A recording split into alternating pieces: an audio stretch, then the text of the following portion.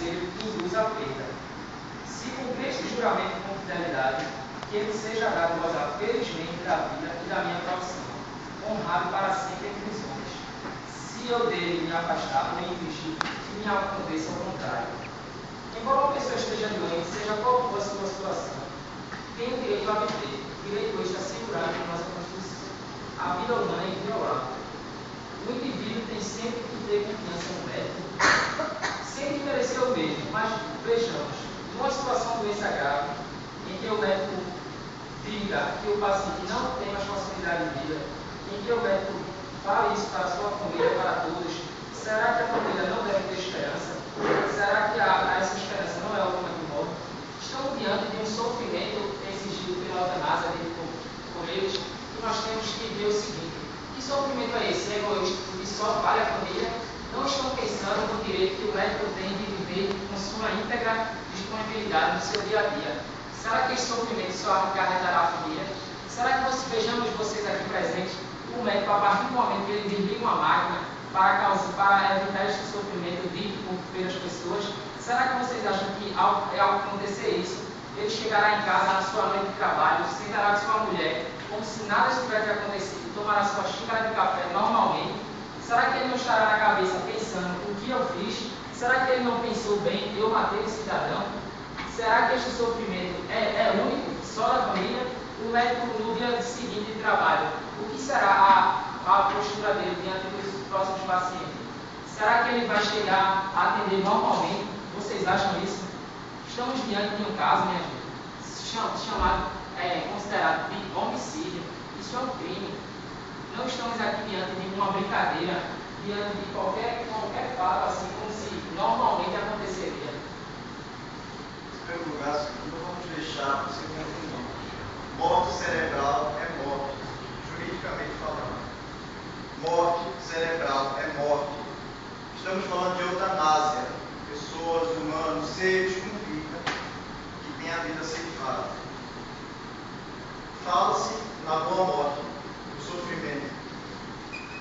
Bom, senhores, estou tão ansioso quanto os senhores a ouvir a defesa do que seria a boa morte. Talvez eles conheçam alguém, eu tenho um relato de quem morreu e voltou para dizer: não, talvez o outro lado seja melhor. Não é como viver na terra, tem essa violência, não tem preocupação, não tem aquecimento global. Eu estou tão ansioso quanto os senhores para ouvir isso. E o que nós temos, o que nós apresentamos são fatos concretos, existenciais. Nós temos o caso daquele polar, os senhores acompanharam no jornal recentemente. Após 19 anos de coma, ele voltou. A primeira coisa que ele fez na entrevista, agradeceu, homenageou a família por não ter desistido da vida dele. Enfim, reconhecido no médico.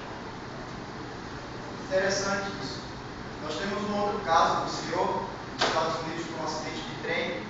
Isso tudo consta no New York Times. Que ele, após sofrer um acidente de trem, teve uma lesão intracraniana. E essa lesão resultou em coma. Coma este por 8 anos. 8 anos. Após 8 anos de coma, o que os senhores pensariam com 8 anos? Não volta mais.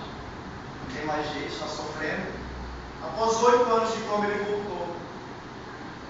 É uma vida nova. E esse fato é estudo médico. Porque nesses 8 anos de coma, o tecido cerebral aumentou de volume. Degenerou-se. Os médicos explicam.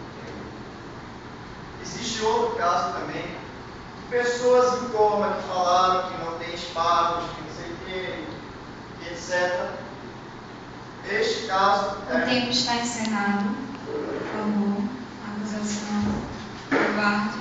Agora é a vez da defesa. Primeiro, o médico não disse que o paciente morreu. O médico atesta, só ele que para isso.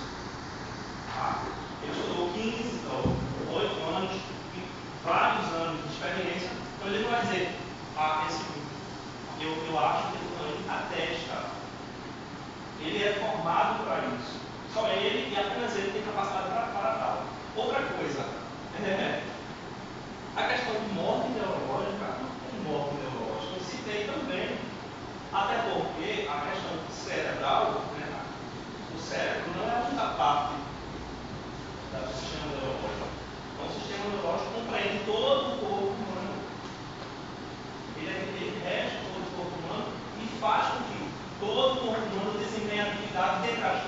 o movimento do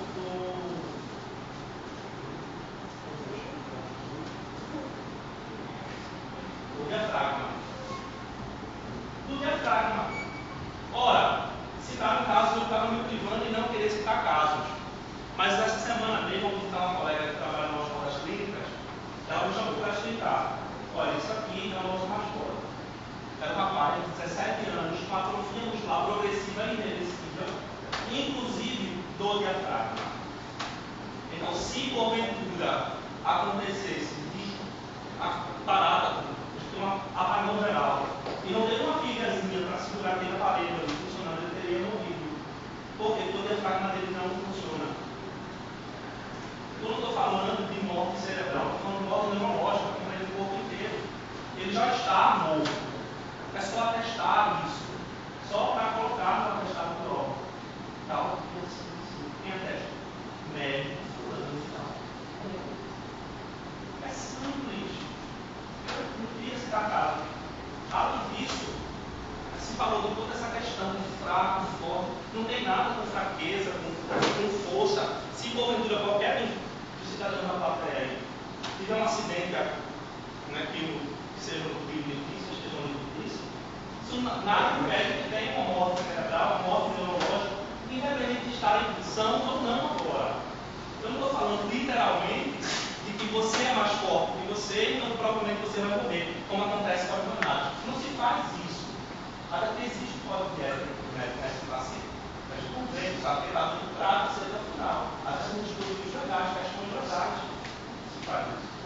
Seguindo a própria Constituição. O que eu falo é, e retorno, contra fatos, não há argumento. A criatura, o cidadão, ou ex-cidadão, se a gente ainda pode falar de cidadão, já que ele não está mais vivo.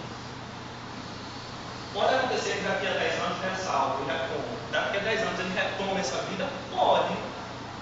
É inexplicável. Assim como cada